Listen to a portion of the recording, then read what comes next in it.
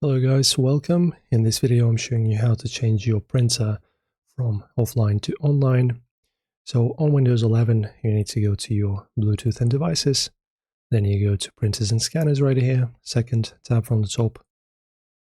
And in here guys you just go to Microsoft Printer PDF for example. So after adding a printer you will have something like this. So this is the interface.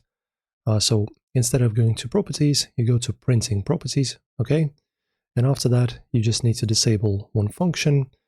So depending on where you are, for example, here you have a feature called Use Printer Offline. So to turn it off, just click on it once and make sure that this check mark is not present, all right?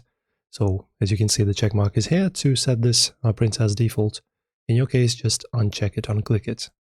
And also we have something like this, Use Printer Offline. Also make sure that that check mark isn't present.